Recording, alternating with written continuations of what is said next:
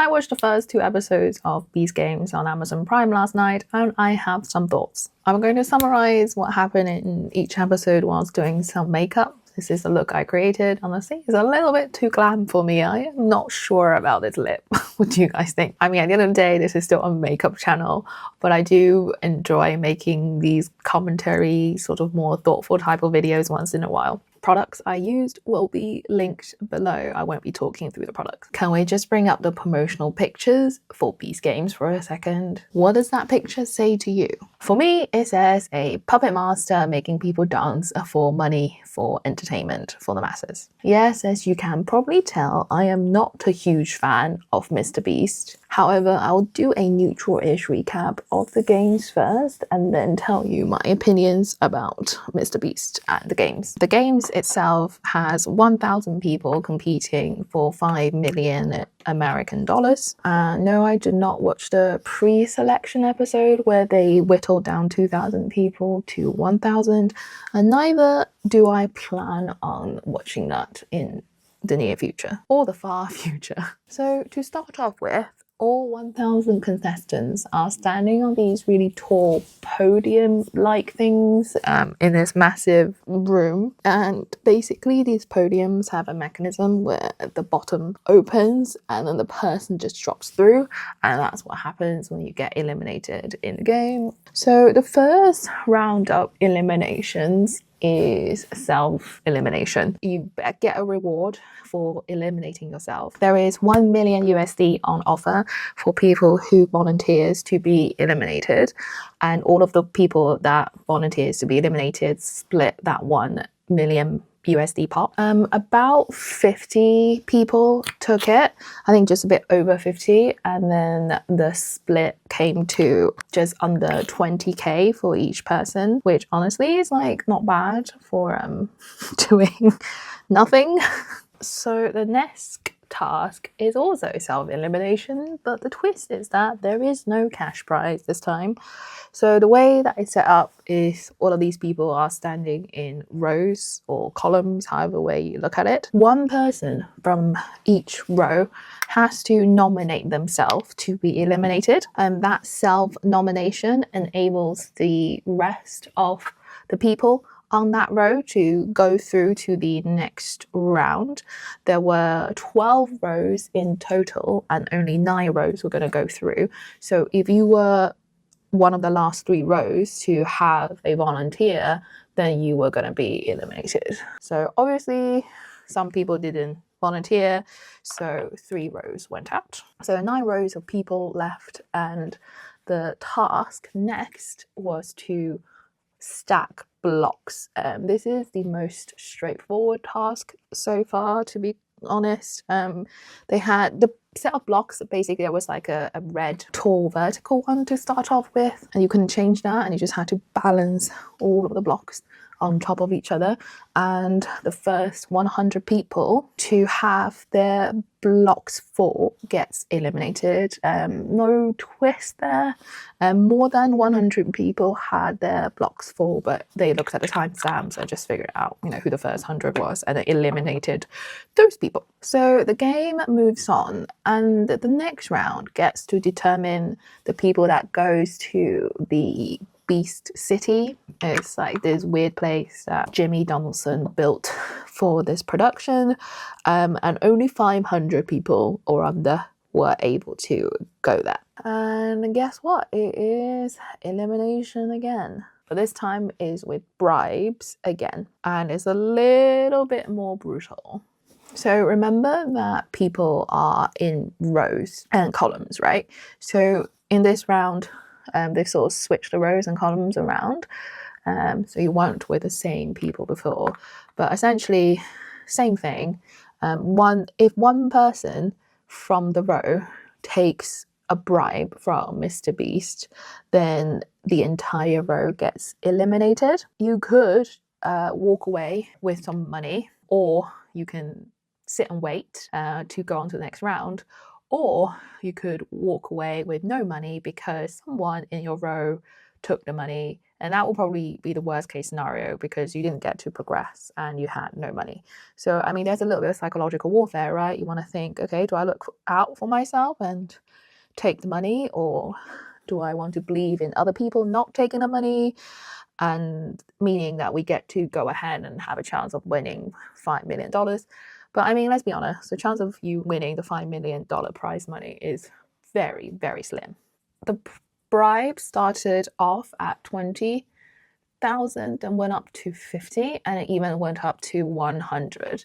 And there were enough people that took the bribe, and I think the number got whittled down to like under 500, maybe 480 something. And then those people went to Beast City.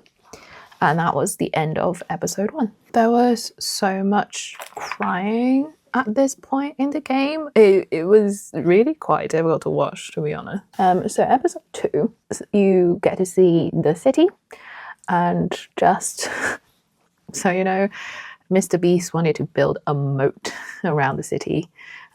Here's a picture of what he had planned, but apparently he ran out of time, so there was no moat. How sad. It's still kind of team-based, but rather than being split up just by where you were standing in the podium in the first round by rows and columns, this time it is by tokens that get randomly given to you when you go into the city. You do have a choice to swap your tokens. At this point, you know, you don't really know what the tokens are for, but they're different colors and have different writing on them. Like some of them say stuff about like brain power or something, I can't remember. And then some other stuff say like less is more was one of them. The detail, to be honest, is not incredibly important. It's just a way to divide up people. This episode has the game set up in this kind of a building that hasn't got any walls.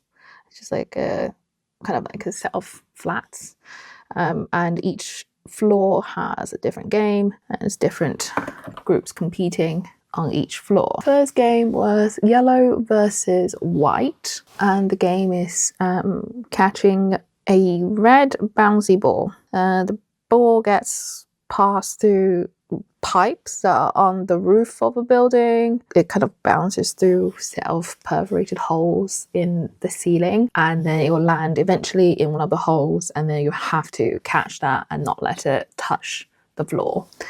And there was a little bit of a twist here, actually. The yellow team dropped the ball on the 4th round, and you know they were going to go out. However, on reviewing the footage, it turns out that the white team actually didn't catch the first ball, and the ball bounced on the floor and then the person caught it, so that doesn't count. That it's a fail. So rather than the yellow team getting eliminated, the white team got eliminated. A little bit of a twist, and obviously lots of people on the white team were disappointed. And when that person who knew he didn't catch the ball was like going around saying, I didn't catch the ball, I need to let people know, there were people saying, no, keep it quiet, you know, shut up. For the second challenge, it was self-elimination again. Hooray. Don't we just love that? 2 teams split up on the floor of this building, and each team have to have people volunteering to go out of the game, and whichever side have more people, they get eliminated. So basically you have to get more people to self-eliminate on your side. The slight twist in this case is that the 2 teams can communicate with each other.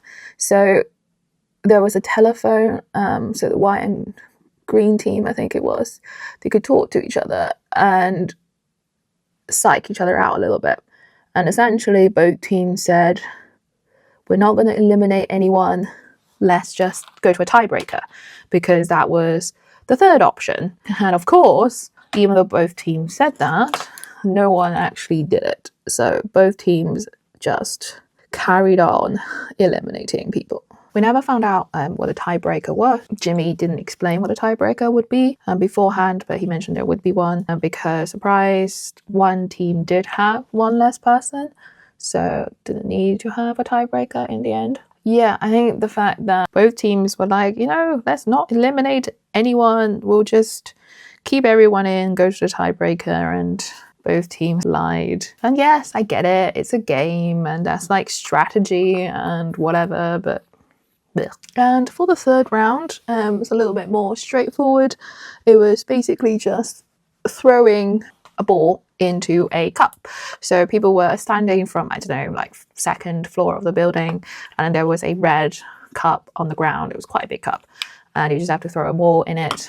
Everyone gets one ball, and whichever team gets the most number wins and gets to go through. Pretty straightforward, obviously. So the game carries on, but then halfway through, again, there's a twist where suddenly he brings out this gold cup and says you can try to throw your ball in a gold cup and get 250,000 USD instead. But obviously that means you're not putting the score towards your team. So again, it's like, do I take it for myself? Do I go for the team? But the thing is, the gold cup, it was further away and had a much smaller aperture, so the chances of you getting the ball in there was pretty slim, and most people didn't really go for it. And then at the end, one team did score a lot better just by throwing the ball in the red cup, so they went through. And then the fourth and last game to whittle down 8 teams to 4, it was just a trivia game. People got divided into groups of 4 within their teams, and they had to answer questions. So same question to the 2 groups of 4 from different sides, and the team with the most questions right goes through. To be honest, the questions weren't that hard. They certainly weren't very hard to start off with, and then he kind of kicked up the difficulty a little bit towards the end, but they weren't difficult questions. 8 teams now have become 4 teams, but it's not the end of the episode yet, because once again we have a bribe. And so at this point in the competition, Jimmy tells everyone that each team has to pick a captain, and that captain will get bribed, and if that captain takes the bribe, the whole team gets eliminated. So the difference this time, I guess, is not just someone who just gets to decide that they get to take the money, is that person has to be selected by the team. So I think there's a potential element, if you selected a captain that ended up taking the money, then you kind of, blame yourself a little bit. So some more psychological warfare here. So the captain gets on this floor of the building, and then they stand in front of a button. Behind them is a screen with amounts of money going up very quickly. Then before that all starts, of course, there is another twist, because how do you keep people entertained, right? So the twist is that the captain gets to keep the money and stay in the game. They don't get eliminated. So obviously at this point, if you were the captain, you're probably thinking, it is a win-win situation for me. Literally no negative consequences. The only negative consequence is probably your conscience, if you had one, saying that you betrayed people. You just had the wrath of your teammate to face. Really, that was the only consequence. And the episode ends with the bribe amount going up just above 900,000 USD, which, is almost $1 million at that point. So that's when the episode ends, and that's the cliffhanger. And both of those episodes are out on Amazon Prime Video at the moment. As the bribe was going up, Mr. Beast and his friends were shouting, "Oh my god, there are 4 people out here right now who are saying no to $400,000. Oh, these people are crazy." Mr. Beast saying, everyone has a price. Just lovely things like that, do not amplify today's capitalistic values in our society. No, not at all. There's no problem with that at all. The episode ends with a suggestion that one of the captains took the money. Apparently there's a new episode every Thursday. Am I gonna watch the rest of the show? No, I do not feel the need to carry on watching this train wreck. My take on the show, as you can probably guess, not my favorite thing to watch. The show is compelling. Mr. Beast, the production companies, know how to keep you watching. But then it's kind of like watching a train wreck that you can't avert your eyes from. Mr. Beast is not a success without reason. There are endless twists, high energy, lots of cuts to try to keep you interested, to try to keep you attention. Because, as he said previously, attention is the most valuable currency, or something to that degree.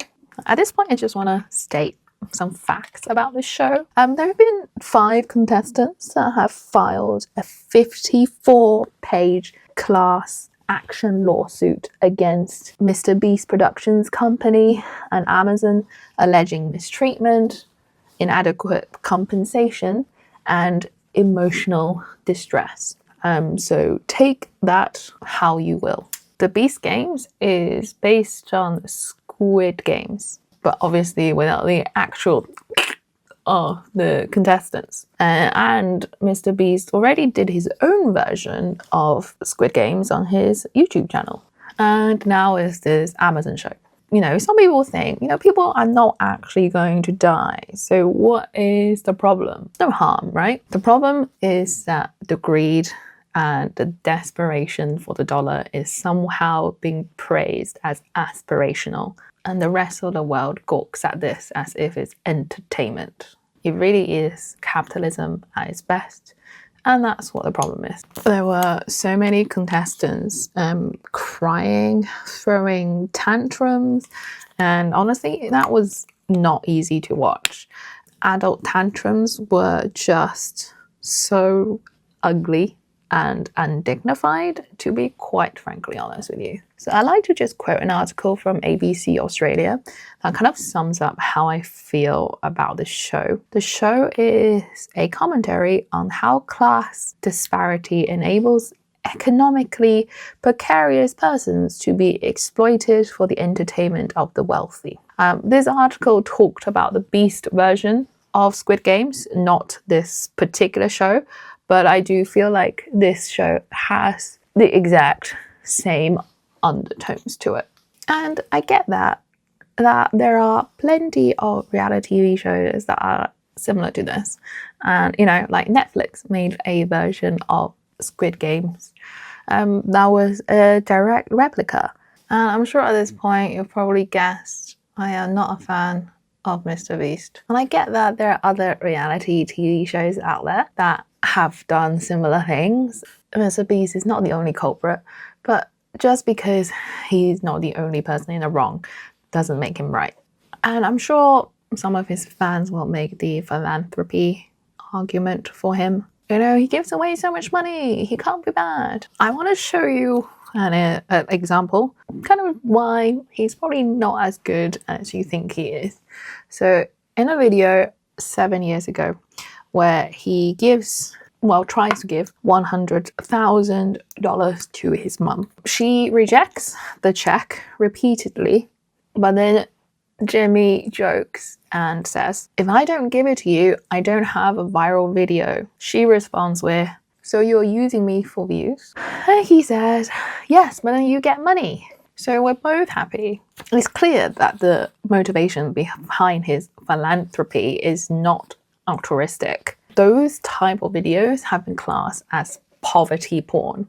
Mr. Beast's model of philanthropy relies on entertaining the masses from exploiting the poor, and then using that advertisement revenue, brand deals, and merchandise sales to fund further repetitions of this process. One could argue that at least he gives some money to charity, unlike his peers in a similar position. But we need to give some thought to the ethics of philanthropy as a public spectacle. There have been lots of other controversies surrounding him that I'm assuming you've probably already heard of because you're watching this video. The Lunchley debacle, the fintech scams, negative experiences from former employees, previous use of slurs and offensive jokes. He used the word gay and fag a lot.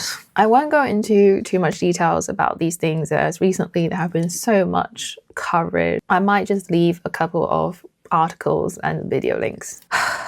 Mr. Beast is clearly a determined and ambitious individual, but that's also his downfall. He's so focused on creating viral content and being successful in his business ventures that he's just forgotten some basic decency of the human nature.